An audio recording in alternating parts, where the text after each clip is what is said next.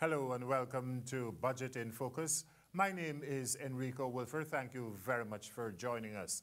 With me on the program is the Vice President and Minister for Indigenous Affairs, Minister Allicock, Sydney Allicock. Minister, welcome to the program.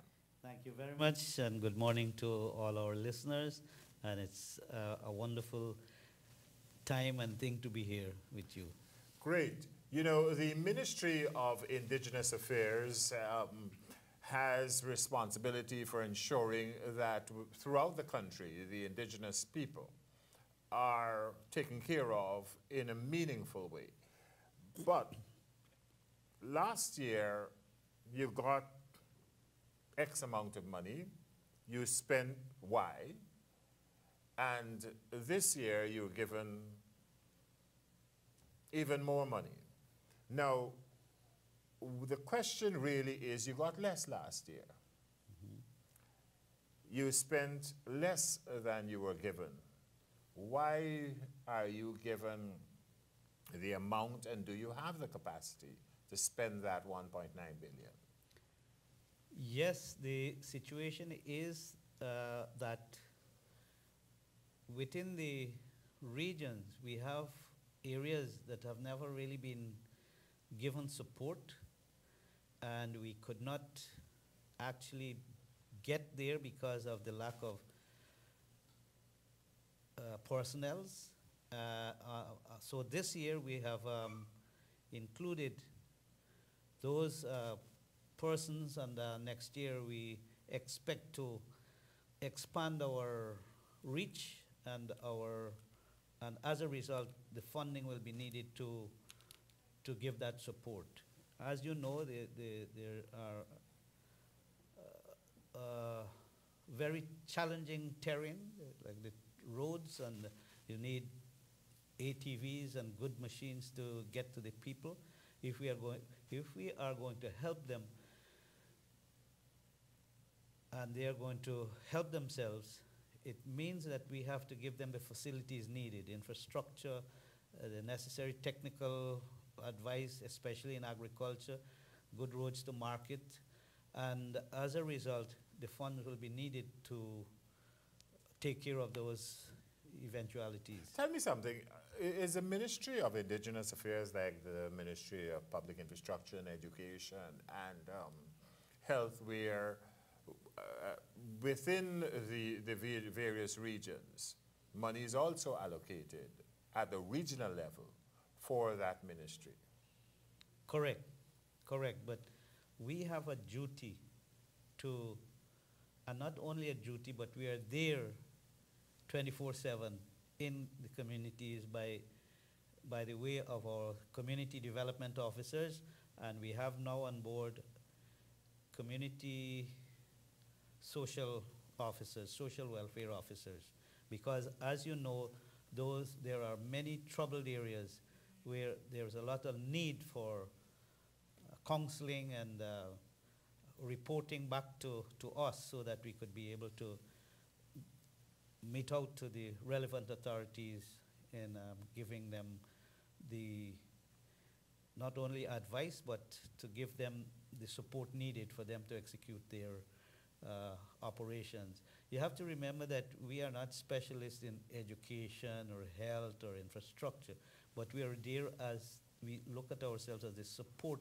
group so that sustainability could be maintained. So basically, what does the Ministry of Indigenous Affairs do for the people in the region?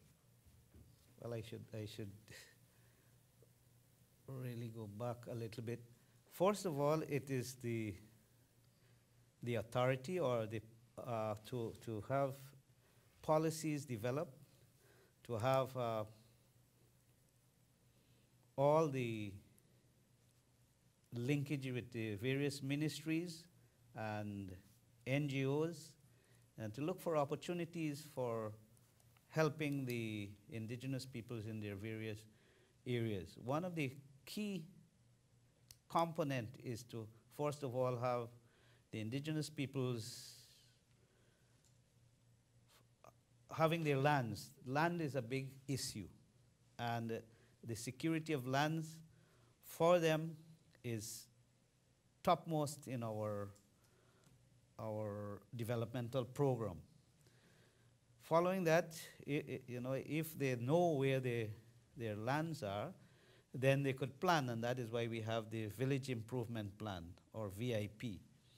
To when that happens, then they would know exactly what they have, their space, their land that is demarcated, or their area, and they would know all the resources that they have, including their skills, so that they could be able to plan better for economic and social development of their communities. So it is all about helping them to be able to manage their lands, their livelihood, and to be given that opportunity for being part of the bigger society, the Guyanese society. Minister, lots of time we look at the development of Guyana, and we tend to see it in silos, where the Ministry of Indigenous Affairs is doing this over here, the Ministry of Public Infrastructure is doing that over there, the Ministry of Telecommunications might be doing something else, communities, and so we go on. Is there a master plan that all of you are working with regard to how this country develops and grows? Very, very important question. And yes, we have recognized this coming into office. And my ministry is working on a framework. We have started it in Region 9 with the clusters around the KMCRG, the Kanaku Mountain area, in those communities. And it has, although we are not completed as yet, it has gained momentum, and other regions, other communities are now taking that on board. But we are about to complete that document, which we will share. And I know communities is also doing some work on it. So the ministries are aware that sometimes it looks as if you're doubling up, if that's the right word.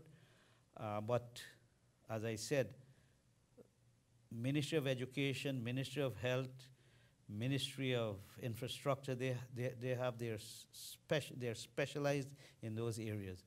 We have a more supportive or maintenance type of approach, because even though you have education or health in those areas, the ministries there, the village council oftentimes would write and ask us for support to fix the, say, benches for the school or something for the clinic, and sometimes we have that support to give them. How does this Green State Development Strategy fall into all of this? Or is that the master plan from which you're working? To be very honest, it is one of the most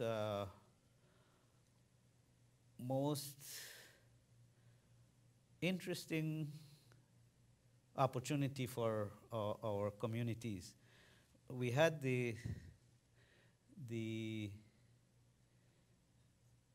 there was a previous the low carbon development strategy. Low carbon development strategy, and we have the green state development now, which is in line with what the indigenous peoples are accustomed to. The low carbon development strategy was one. Now we have the green state strategy, which is more in keeping with what the indigenous peoples are aware of. They live the life.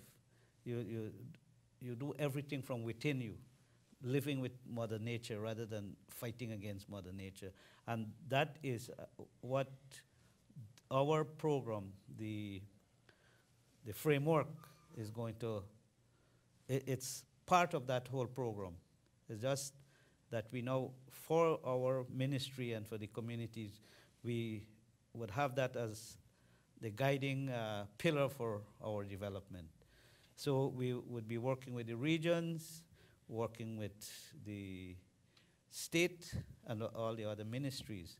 And we've seen it as being very, very useful, because we don't want to be seen as mashing on one another, so as if that's the right word, but to give support. And we've seen it working very nicely because we go as a team, and that is what the whole government is about, coalition government. Give support to one another in the effort of making life better for our people. Are the people saying to you, though, Minister, that things are getting better? Are they comfortable with what is going on so far? Or are you getting complaints? Definitely we are getting, as a matter of fact, in the first 2 years, it was very difficult for the people to say, well, things are happening. Because you have to remember, as I was trying to say in Parliament, there was a tsunami. And that's the election I make mention to. And and it was heavy tsunami. So the last 3.5 years, we have been working towards cleaning the debris and setting a foundation. Meaning, in the communities, when I went across the country first, it was divided politically and in some cases religiously. Some places you have more than 5, 6 churches, and you would have thought that, here would be happiness and so on, but it's very challenging. The type of politics that was developed in these communities was like hate and misleading and gossip and everything negative, and it was not easy. I was challenged on more than one occasion to meet, and you start to, well, for the first time, and you hear people saying, what you bring for us? You don't bring 2 long hands, and but the previous governments bring this and bring that. I said, I agree. I'm here to see what you're doing with the machines given.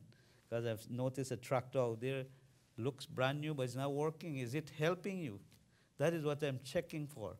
And in addition to that, while I didn't bring anything in my hands, I am bringing plans to share with you, ideas to share with you, so that you begin to grow in your own imagination to be able to use these machines to give you the life that you would want to live and to be comfortable, be confident in yourselves. No use bringing these things and it's not making you better. We have noticed that you're divided, and we ask them if it's helping, and then you hear, no, it's the Tushao, or the Tushao and his friend, or only these people, or only the party people benefiting, and the others are not benefiting. So we have been able to bring some order, and we, especially with the young people, the Hayes young people, they are now, as I said in Parliament again, you don't no longer see our young people coming all the way from the various regions to come protest in Georgetown, because they're busy, they're now making money, and they're expanding. So it's not going to happen all overnight, but we've seen very, very positive outcomes. I'm speaking with Minister Sidney Allicock. He is Vice President and Minister of Indigenous Affairs, and we run the program Budget in Focus. This program is heard all over the country. As you know, Minister, we've got radio in Aishalton, Radio FM, Radio Riala, we've got radio in Bartica, Radio Mabaruma, and as a result of that, sometimes when you are in Georgetown, you can get away with saying some things that the people in Aishalton may not hear, right. And by the time it gets back to them, you could come up with an explanation. But you made a rather dramatic presentation in the National Assembly during the budget presentation. And that has to do with HAYES, which is the Hinterland Entrepreneurial Program. Youth Services. And Youth Services Program. Give me an idea of why you did what you did, and explain to everyone what you did. Okay, another really, really great question. You have to remember that the indigenous people are the fastest growing in Guyana. In the previous government, we had these youths, a number of youths who were trained more or less in the political side of things, and not necessarily for economic benefits, but to confuse and to divide. And the president, when he discussed with us, his thinking was, we have these youths. There are a number of youths that are not employed as such, but they're being trained, and we have to continue the training of our young people, but to ensure that in this training, they're given the opportunity to build themselves, to be confident, and to make a contribution to their communities, their regions, and in the bigger picture, the country as a whole. So everybody likes money. I don't believe there's anybody who doesn't like. What we are saying, instead of what I would say, expending funds like what happened previously, we decided to invest in the young people. There's a difference. You give people, the young people, money, they just squander it, and you see confusion and drunkenness and all sorts. We've seen that. So to give the young people an opportunity of training, and it's like theory and practice. You get training and you put it into practice, and you build your own job. You create your own jobs. You create the opportunity to make as much money you want to make with your own hands, your own imagination, and to join hands with the other business young people across the country, we thought would bring joy to the people. And in that way, we have seen, not 100%, of course you would see, and even those previous young people, we have had some of them on board, and they've said, you know, we never had the opportunity to make money like this, and we are very, very happy.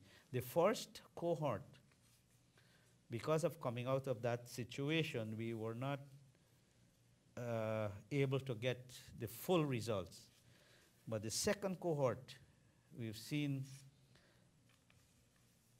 a very, very calculated effort towards making themselves somebody in the community. What did they do? What did they do? I noticed you took out tomato sauce. You explained that they were doing manufacturing different products. What did they do? We have had a number of persons doing training in business, in how to handle products, in catering, in tourism, in actually doing things from the natural products, and not only extracting, but to add value, like bottling and sealing, and doing it in a more hygienic way. The products were always there, but it was to bring it to market, how you market, how you do these things in a better organized way, adding value. So that is growing, and it's organic, and we're looking at in the teaching is to allow persons to know the value of the food you eat, so that you could be eating healthy, and that is something, a plus into the teaching, which was never there before. I mean, you just eat because you want to say stomach full, but not to understand the value of those foods. So all of that was in the teaching, and we've seen now those products becoming more and more on the markets.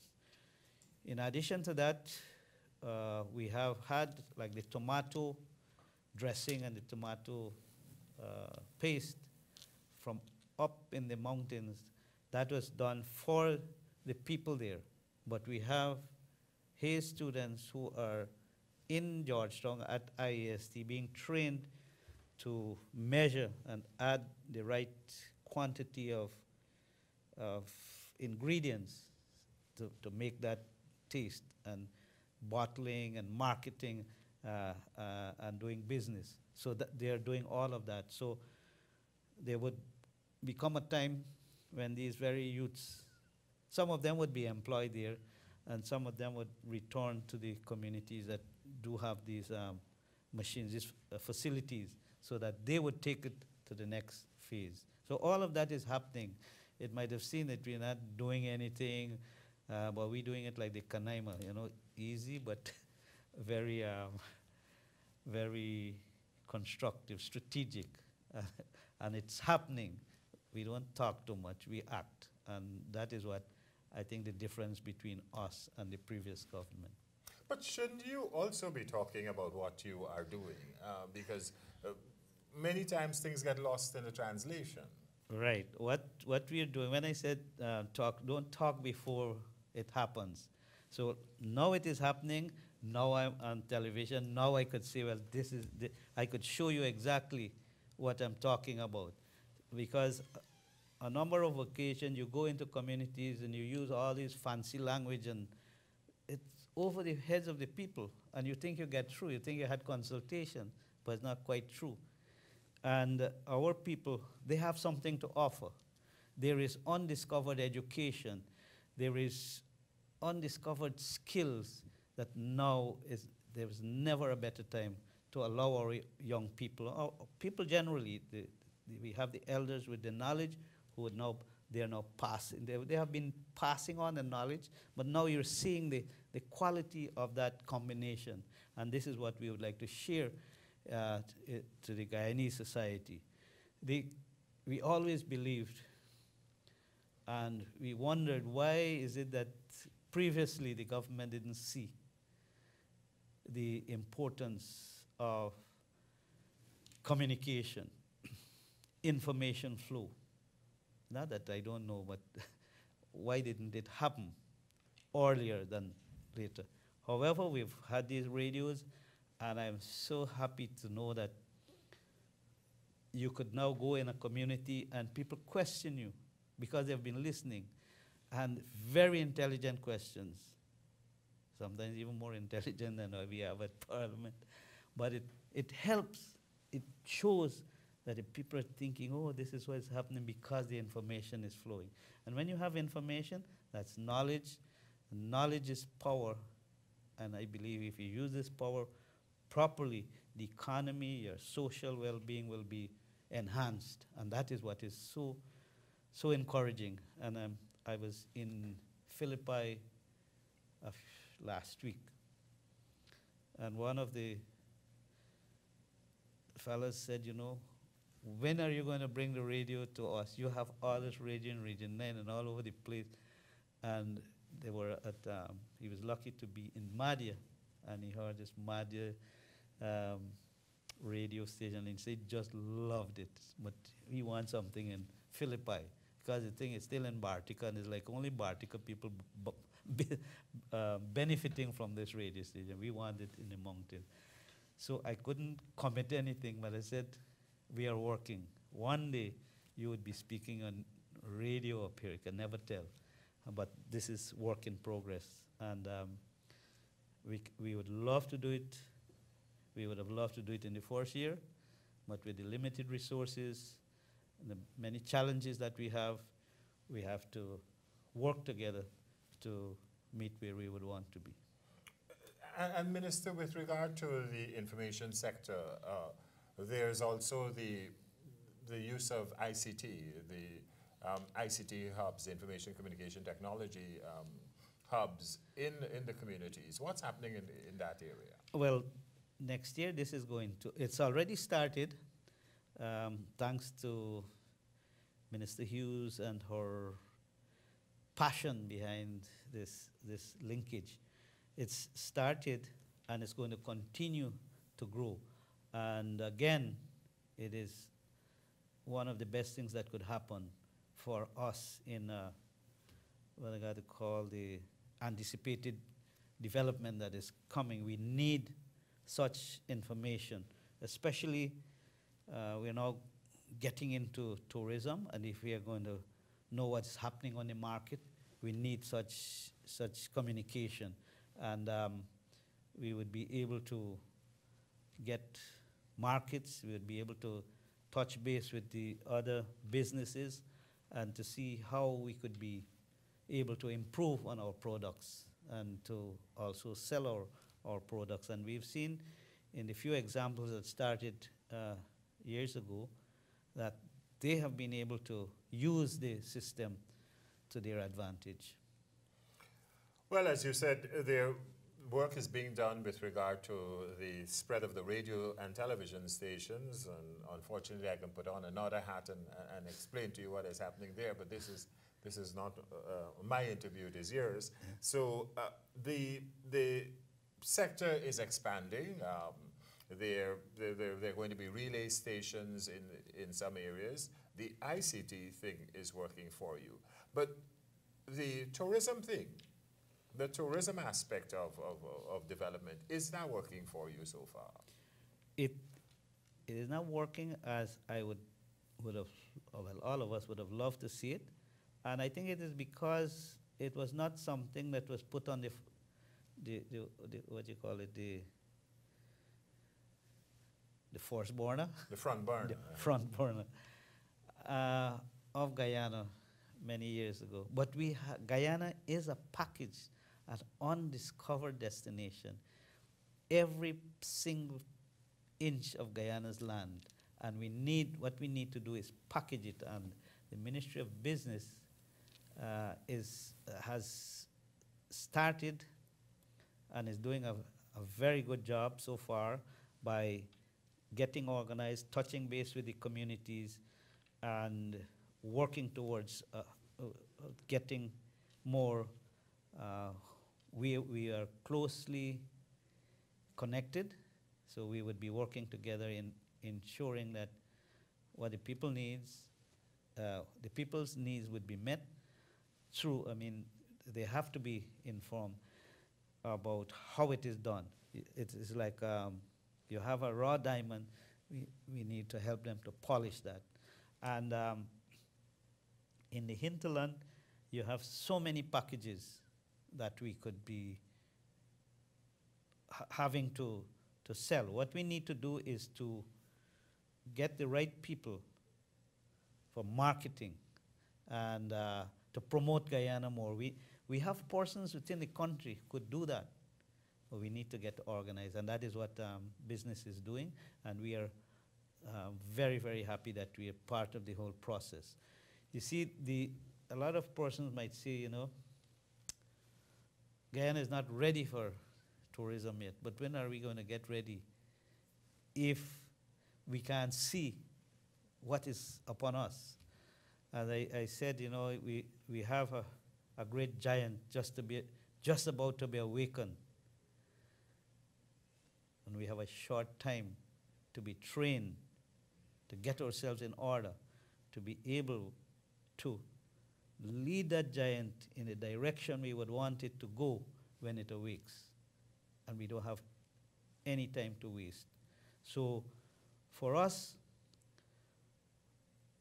again, they might say, well, we don't have hotels, we don't have 10-star hotels, 5-star hotels, but we have a 10-star environment, a 10-star jungle. People are out there who wants to come and see a natural jungle, to see persons who knows their languages, their cultures, look at the history of Guyana. There's no other kite show in this world.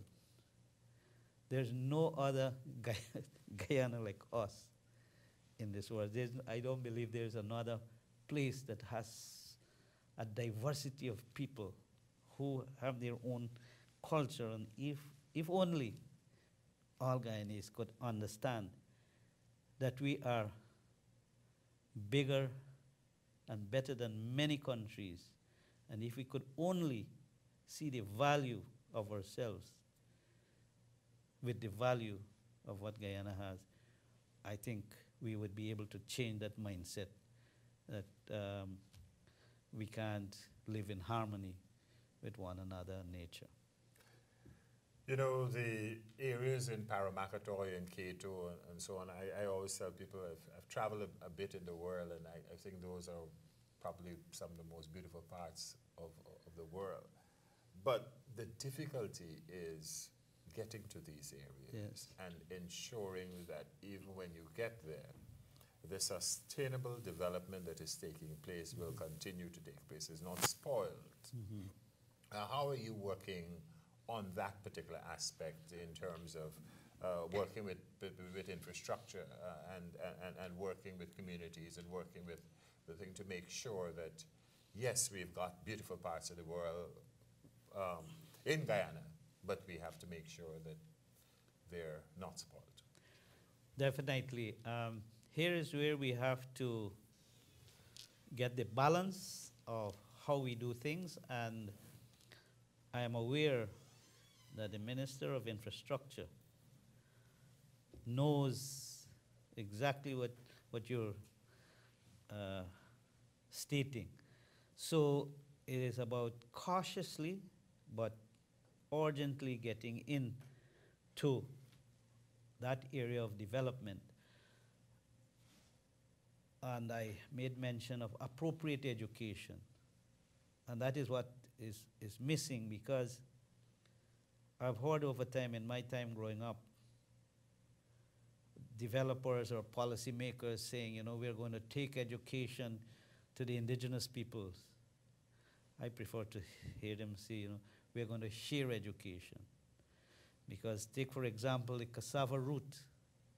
This is a product that we should have been having as a national crop, a national product, because that is what is the staple for the indigenous people for generations, and you have like 15, 20 byproducts from that one root. And we have been a great set of scientists, because it's taking this poisonous stuff, tuber, to edible stuff. And well, I would not be able to say how many people died before we got it right, but it is a product that is huge. I couldn't believe that the Caribbean is using it more than us. And we have it here. We have everything here, but we are not spending enough time to look at the positive things. We look at every little negative and blow it out of proportion. And we have to be defending that all the time. And the time has come where we must change that attitude, that mindset. Goodness is here, but we have to be matured enough to face up to that reality. It is no longer about which party is in power. It is about how could we, as all the parties, come together and get the benefit of what Guyana has to offer. We so far have not realized the situation that has come to us, the opportunity that has come to us. We are going to be like as the American ambassador said, we are going to be one of the richest or the richest country in this hemisphere.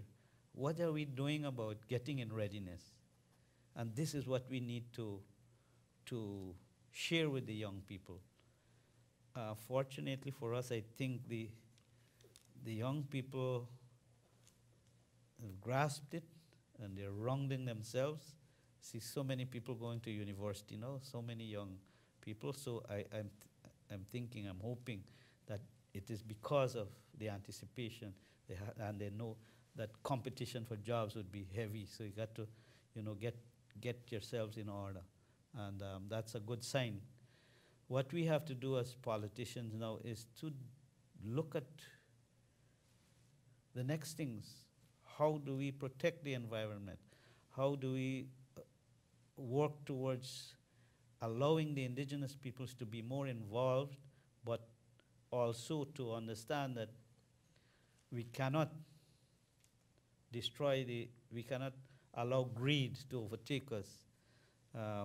Some people are saying, you can't stop the young people from getting their gadgets and so on, which is quite true.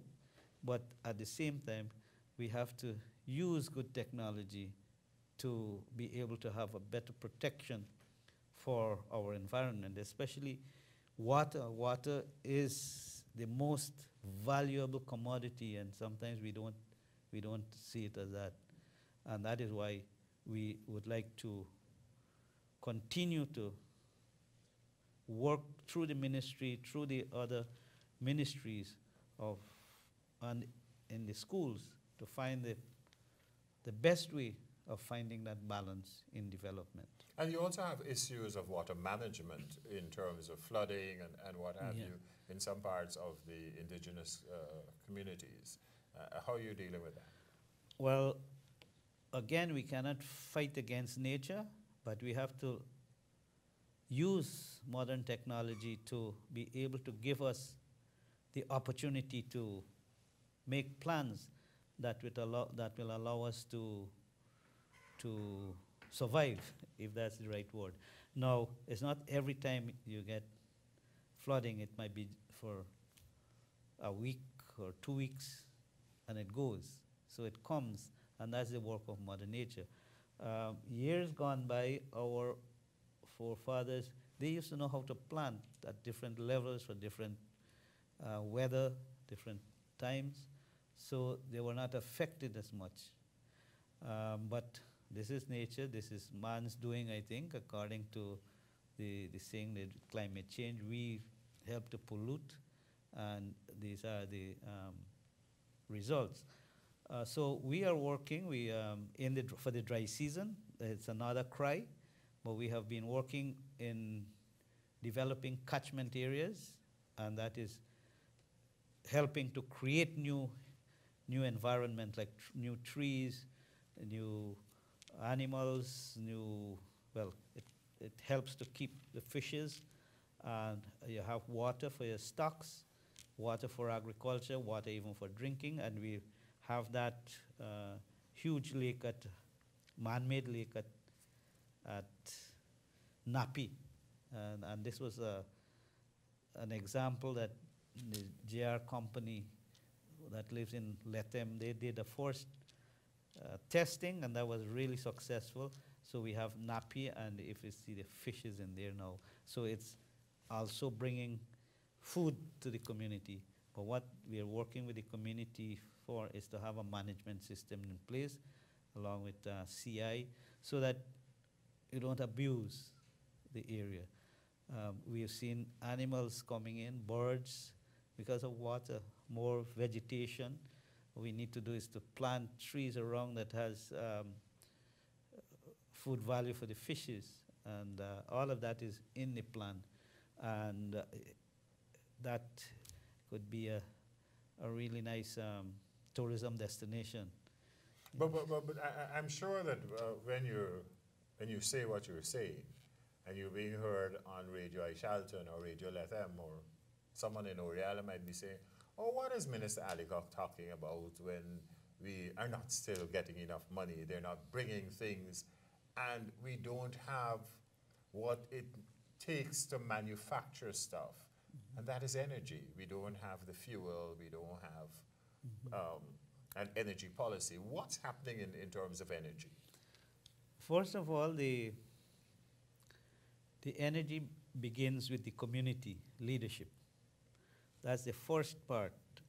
We have, as I said, the village improvement plan. The community have to decide, because of their geographical layout, what would be best for their area. There are some areas that is easily accessible to hydropower.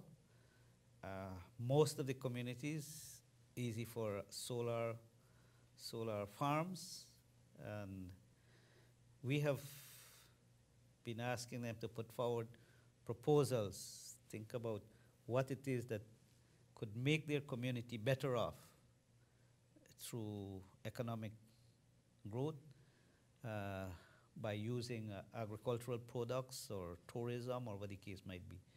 We have, in all the communities and villages, have been budgeted for them to have projects. In the presidential grants, we have like 1 million in some cases, and 1.5 million in others. For them to start a project, you don't want to, remember it's an investment. We don't want you to feel that you're just being given this money. You have to invest with your own strength.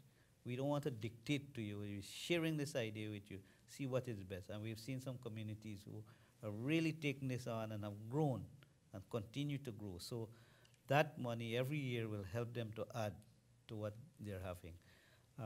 In some cases, in the mountains, like in Region 7, they have millions of dollars. But it's just the management and leadership and accountability has been some of the challenging factors for them not, what I should call it, not being able to expand their development. Minister, we've got about 15 minutes left on today's program of Budget in Focus. I'm speaking with the Minister of Indigenous Affairs, Vice President Sidney Allicock. And we've been talking about what is happening in his ministry with regard to how much money that has been budgeted for his ministry for 2019. Minister, we haven't dealt with the issue of culture and sport. What's in the budget for the development of culture in the indigenous communities? I don't have the figures right now, but we have quite a substantial amount because we believe in our culture should be maintained, must be maintained because it has a lot of value in terms of not only the human being itself, but the environment, all the other living things, because we see other living things as part of the management of a healthy ecosystem. And that goes with the songs and the music and the art and the everyday living. We also have the focus on next year is the year of the indigenous languages, so that all 9 languages in the indigenous communities would be a big focus. We're going to be teaching this in the schools. We already started. There is Charlton has been doing this for many, many years, but we've now gotten the opportunity to expand their scope. So come January, it is hoped that we'll do a launch at Charlton. We just hope that it works out the way we are planning it. It's still in the final planning stages. In addition to that, we are going to be working towards some more artists, allowing them to bring back those cultural musical instruments, songs, dances, and to be able to have these things shared across the country. So we are definitely working on same. We had when the president visited Whitewater last year, I think it was, he met with the teachers and the students. So he went to speak to a little girl, a schoolgirl, and the teacher said, Mr. President, she doesn't understand English. He said, she's going to, who is the teacher? He said, I'm the teacher. He said, what does she know? She speaks Carib, I think it was. He said, do you speak Carib? She said, no. He said, you are her teacher? She said, yes. So how do you communicate? So he's saying it's definitely something of importance to look at how you communicate. So he said you have to start to learn Carib, or Akowai, or yeah, Carib, I think it was. So it is something that has the attention of the government, and we are working towards that, and hopefully we will be able to have results very early. I think you're also going to be broadcasting at some of the public stations in the regions in the indigenous languages. Yes, that is the plan. We actually have tested out some of these already in like in Anai, Aishalton. I don't know so much about the others, but it has been done. And up in the mountains like the Amakokopai, that's where the headquarters of the Alleluia group is. And you have like 5 or 6 other branches. I think one in Brazil and more up in the Upper Mars. And it was so enriching, so really spiritual to be with them, because when they receive you, you have to dance, like they chant with you, pray and so on. And just to welcome you is close to 2 hours you have to be doing that. But normally they go for like a whole night or a whole day when they're doing their stuff. And it was like really, really touching to know they speak a lot about the environment and so on. And I just would like to share this before we go, if I have time. We have this oil company, CGX, brought them out to pray and so on. They have a connection now. And they said, we are not against the development of all these things, especially as oil. All we ask is that you do it with respect to Mother Nature. And they said, why? It is because we compare Mother Nature with the body of a human being. See, all the diamonds, just imagine for a moment, the diamonds represent your eyes, the gold, your heart, the rivers, your veins, and so on and so on and so on. And if you start to pluck this out, just pluck out your eyes. It's like when you take out a diamond. Every diamond you take, pluck an eye. Every gold you take, pluck a heart. Every river you pollute your veins. And see what happens to you. So take enough to have, to use, but not to abuse. Do it with respect. And it was really touching. And I think it is also guidance that you don't destroy. These things are there to help you to survive. Which brings us to an important part as we're wrapping up, Minister, with, you know, the challenge has always been the mining sector. And sometimes we don't see the oil and gas sector as part of the mining sector. How are we preparing for oil and gas, and how are we dealing with the mining sector within the indigenous communities? Very, very important. You might have heard about the Green Center, Bina Hill Green Center. This is exactly in preparation for that. It's not too late. Why in Anai?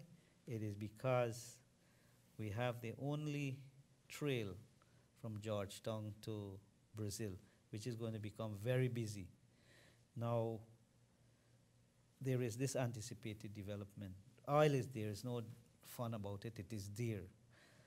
And we need to get our people in readiness. To do that, all of us can't come to Georgetown, to the university or to the colleges or wherever. So we need a hinterland-based operation for a short term, like 1-2 years training in the various aspects of jobs. Not necessarily the oil, but what you do with the returns of the oil, the surplus of the oil. I guess on the coast you will have persons who focusing on oil. But we need to focus on how we get in readiness to be able to become better agriculturists, better mechanics, better